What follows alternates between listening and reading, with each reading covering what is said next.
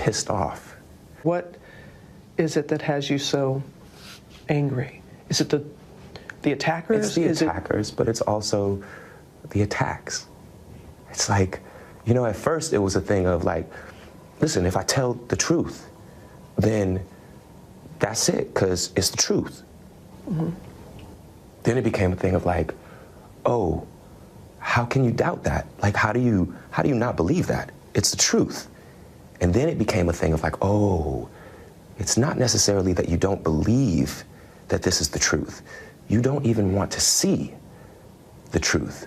What happened that night, Jussie? When I landed in Chicago, and Frank Gatson, who's like my uncle, and he's also my creative director, and he picked me up. And then we got back to the apartment. There was no food. And so I went out to Walgreens thinking that they were 24 hours and to have a smoke. Walgreens was closed. So I called him up and I said, hey, I'm gonna run to Subway, which was across the street, and I'm gonna get a salad. Do you want anything? I went to the Subway and got the order. During that time, I texted my manager thinking that he was still in Australia because he was on an Australian tour with one of his other clients. Mm-hmm. And I said, yo, call me when you can. He called me immediately. And while he was on the phone, I heard, as I was crossing the intersection, I heard Empire. And I don't answer to Empire. My name ain't Empire. And I didn't answer. I kept walking, and then I heard Empire. So I turned around and I said, the did you just say to me? And I see the attacker masked, and he said, this MAGA country punches me right in the face. So I punched his ass back. And then we started tussling. You know, it was very icy, and we ended up tussling by the stairs. Fighting. There was a second person involved who was kicking me in my back. And then it just stopped. And they ran off. And I saw where they ran. And the phone was in my pocket, but it had fallen out. And it was sitting there. And my manager was still on the phone. So I picked up the phone and I said, Brandon. And he's like, what's going on? And I said, I was just jumped. And then I looked down and I see that there's a rope around my neck, which I hadn't. You hadn't noticed it before? No, because it was so fast. You know what I'm saying? It was so fast. How long did this all It felt like minutes, but it probably was like 30 seconds, honestly. I can't tell you, honestly. I noticed the rope around my neck, and I started screaming. And I said, there's a rope around my neck. Did you get any kind of description of the attacker? I gave a body description, and because I saw this, right here or whatever, but I didn't see, I can't tell you what color their eyes were. I can't tell you, and I did not see anything except the second person I saw running away. And the first person, I saw his stature. I gave the description as best as I could. You have to understand also that it's Chicago in winter. People can wear ski masks and nobody's gonna question that. I looked up and I saw that there was a camera directly on the light post that is in the intersection. So I'm like, there it is. A potential break in the case that would eventually fall apart days later. And then the detective told me that the camera inside of the casing was facing north, so they didn't have it. And that was disappointing. The vast majority of people have been supportive and loving and understanding.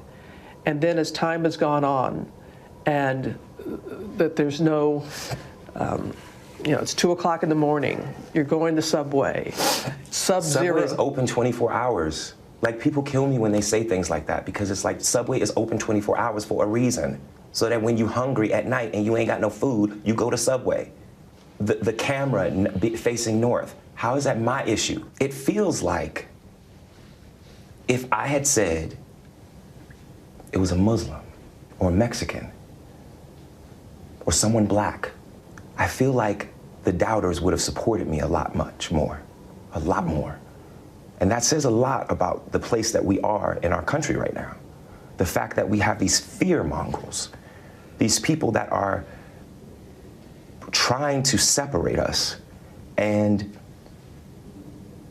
it's just not okay. Mm-hmm. It's just not okay. And for all of the people, the next time that you see someone report something, maybe well after the fact that it happened, and you say to them, well, why you wait until now? Just remember that mine was reported right away. And look what has happened. The phone. When did you, because as you said, it was an accurate account of the timeline, valuable information. When did you make that information available to the police? We had to give the phone records, which they didn't originally ask for my phone records. They asked for my phone. They wanted me to give my phone to the tech for 3 to 4 hours. I'm sorry, but I'm not gonna do that. Why? Because I have private pictures and videos and numbers, my partner's number, my family's number, my castmates' number, my friends' numbers, my private emails, my private songs, my private voice memos. I don't know what that's gonna be to hand over my phone for, and honestly, by then, inaccurate, false statements had already been put out there. Were inaccurate. That I had said that they were wearing MAGA hats. I never said that. I didn't need to add anything like that. They called me a They called me a There's no which way you cut it. I don't need some MAGA hat as the cherry on top of some racist sundae. I've heard that it was a date gone bad, which I so resent that narrative. I'm not gonna go out and get a tuna sandwich at a salad to meet somebody. That's ridiculous, and it's offensive. Yes, there's Grindr, yes, there's Jacked, yes, there's all of these things, which I have not been on in years. I can admit that I was on that back in the day. I was single, you know what I'm saying? But I have not been on that in years. But aside from that, it's offensive, and I absolutely resent that narrative because it's bull. It's bull. And it's unfair. It's unfair to the investigation. It's unfair to, I hate this word, but it's unfair to the victim. I want to ask you about Jussie Smollett. I think that's horrible. It doesn't get worse, as far as I'm concerned. Were you aware that he made that statement? I saw it. I don't know what to say to that, you know? I appreciate him not brushing over it. And there is no doubt in your mind what motivated this attack. I could only go off of their words. I mean, who says empire, this MAGA country, ties a noose around your neck and pours bleach on you, and this is just a friendly fight? I will never be the man that this did not happen to. I am forever changed. And I don't subscribe to the idea that everything happens for a reason, but I do subscribe to the idea that we have the right and the responsibility to make something meaningful out of the things that happen to us, good and bad. It's been 2 weeks since that night left actor Jussie Smollett bruised but not broken, and he's still processing the raw emotions. Have you ever been threatened before? Yeah. I get threatened all the time on Twitter and Instagram and DMs and things like that. It's like, but, I'm a public figure. I'm very outspoken. Sometimes maybe too outspoken, but it's who I am, so I get the idea of pissing people off, that you're gonna rub people the wrong way. In fact, the week before the attack, police confirm a letter was sent to the Fox studio in Chicago with threatening language and laced with powdery substance, likely Tylenol. Do you think there's a link between the letter and the attack? And you did mention it to the police right away about the letter. Absolutely. Just because on the letter it had a stick figure hanging from a tree with a gun pointing towards it, with the words that said, Smollett Jussie, you will die, black. There was no address, but the return address said in big red, like caps, MAGA. Did I make that up too? If the attackers are never found, how will you be able to heal?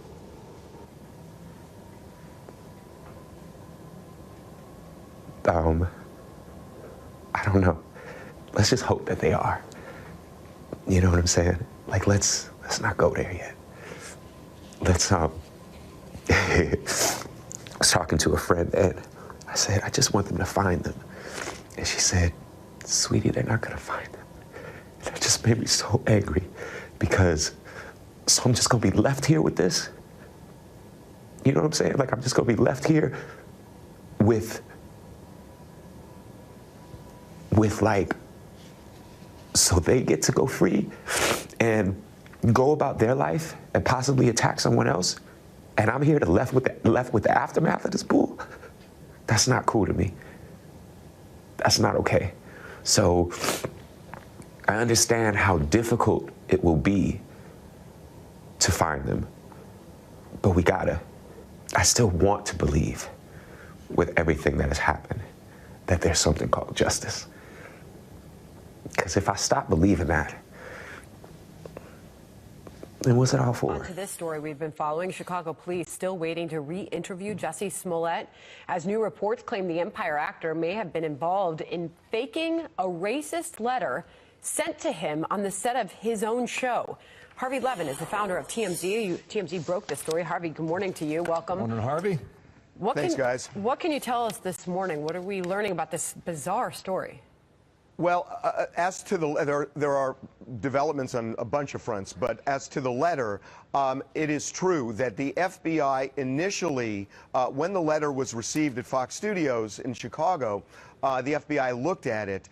For some reason, they backed off it once this alleged attack occurred.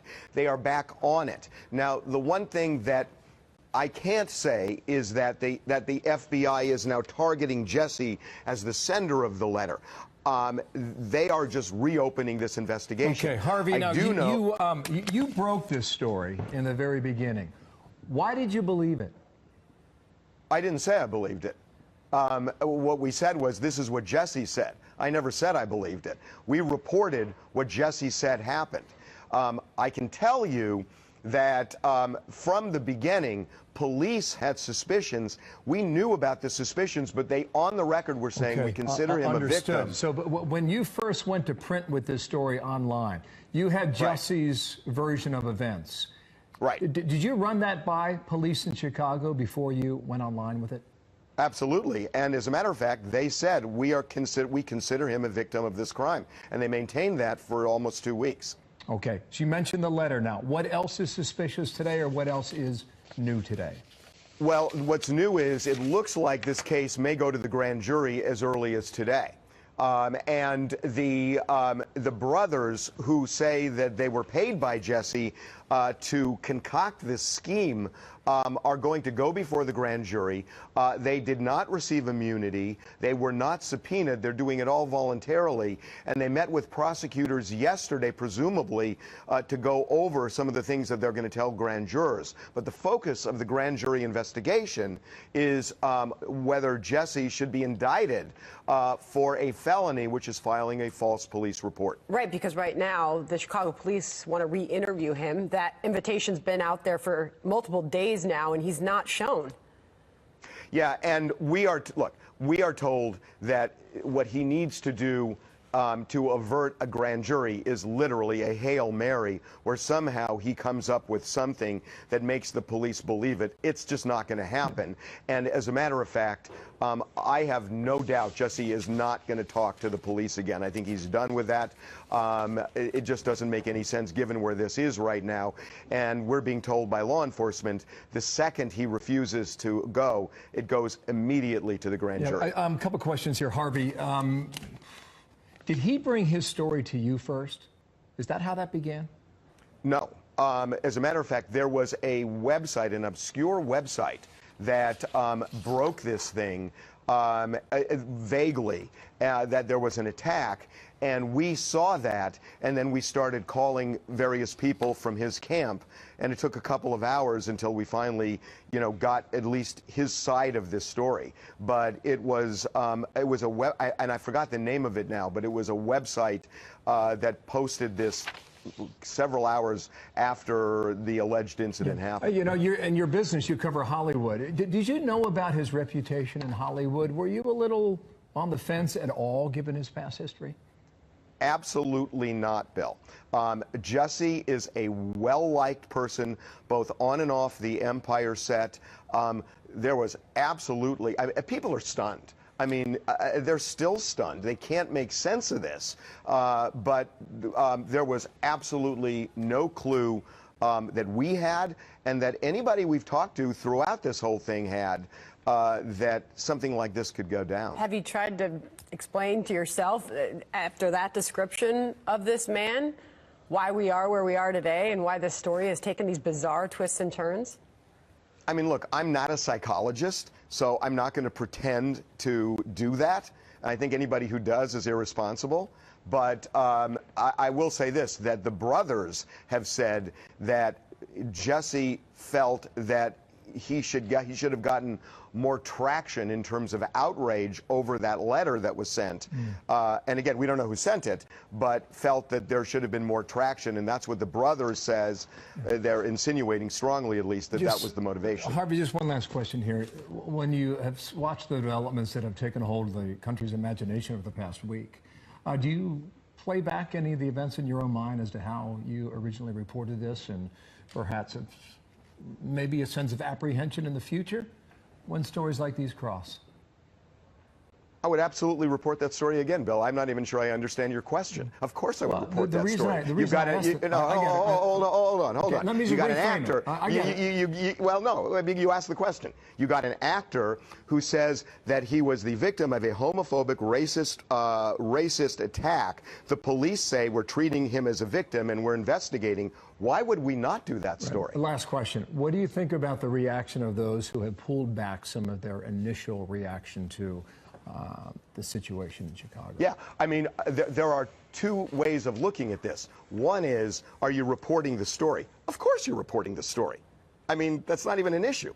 But people who made judgments about the story, that I believe it's true, that, all of that, that's where you got a problem, that people jump to conclusions just hearing allegations now. And that's where we are right now in our society. That's a big problem. That is a big problem, and there are a lot of people who did that, and now they're pulling it back. But in terms of reporting it, I'd do exactly that again. Before we let you go, are you still in communication with, as you referred to, his team? Are you still communicating with them? Well, we're talking to a lot of people here, and they're not saying a whole lot right now. I don't think they know quite what to do. It looks to me like Mark Garagos may be representing him. We can't get to the bottom of it, but there are certainly rumblings of that. So, yeah, we're trying to get information, but it's sparse on his side. Mark Garagos, the well-known attorney out of L.A. Ay,